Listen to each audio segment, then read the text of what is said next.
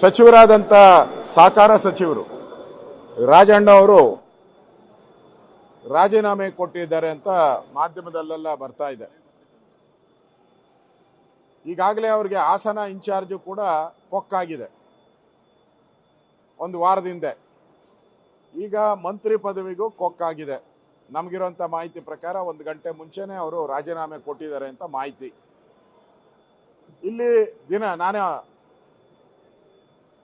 October ಅಲ್ಲಿ ಒಂದು ಕ್ರಾಂತಿ ಆಗುತ್ತೆ ಅಂತ ನಾನು ಹೇಳ್ತಾ ಇದ್ದೆ. ಈಗ ಕ್ರಾಂತಿ ಆಗುವಂತ ಎಲ್ಲ ಲಕ್ಷಣಗಳು ಕಾಣ್ತಾ ಇದೆ.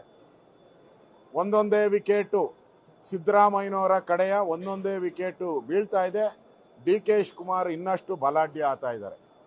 ಹಿಂದುಳಿದ ವರ್ಗಗಳ ವರದಿ ಏನಿತ್ತು ಅದನ್ನು ಡಿ.ಕೆ. ರದ್ದು ಮಾಡಿಸಿದ್ರು. ಅಲ್ಲಿ ಸಿದ್ದರಾಮಯ್ಯನಿಗೆ ಸೋಲು.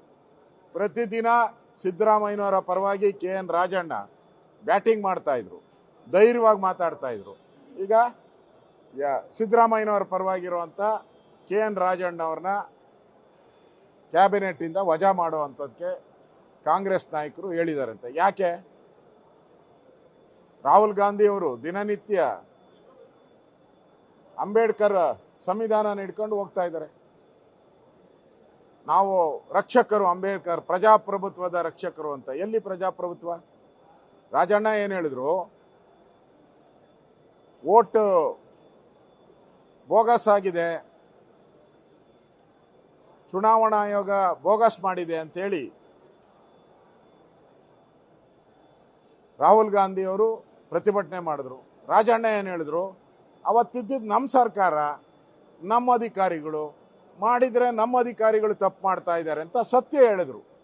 ಈ ಸತ್ಯ ಹೇಳಿದ ತಕ್ಷಣ ಕಾಂಗ್ರೆಸ್ ಅವರಿಗೆ ಉರಿ ಶುರು ಆಗ್ಬಿಡ್ತು. ಹೊಟ್ಟೆಗೆ ಮೆಣಸಿನ್ಕಾಯಿ, ಹಸಿ ಮೆಣಸಿನ್ಕಾಯಿ ಬಿದ್ದಂಗೆ ಆಗ್ಬಿಟ್ಟಿದೆ.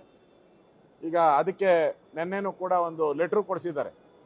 ಕಾಂಗ್ರೆಸ್ ಪಾರ್ಟಿಯಿಂದ ಒಂದು ಲೆಟ್ರ್ ಕೊಟ್ಟಿದ್ದಾರೆ, ಇವ್ರನ್ನ ಸಸ್ಪೆಂಡ್ ಮಾಡಿ ಅಂತ.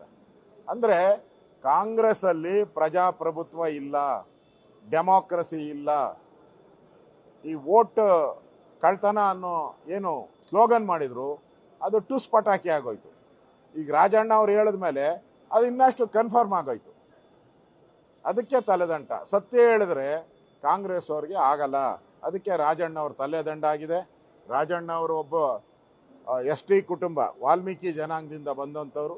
ಆ ಇಡೀ ಸಮುದಾಯಕ್ಕೆ ಕಾಂಗ್ರೆಸ್ ಪಾರ್ಟಿ ದ್ರೋಹ ಬಗ್ದಿದೆ.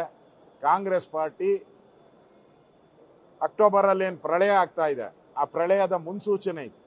ಅವಾಗ ಗಡ ಗಡ ಗಡ ಅಂತ ನಡಗಕ್ಕೆ ಶುರುವಾಗಿದೆ ಸರ್ಕಾರ. ಈ ಸರ್ಕಾರ ತೊಲಗಲಿ ಅಂತ ಜನನೂ ಕಾಯ್ತಾ ಇದ್ದಾರೆ.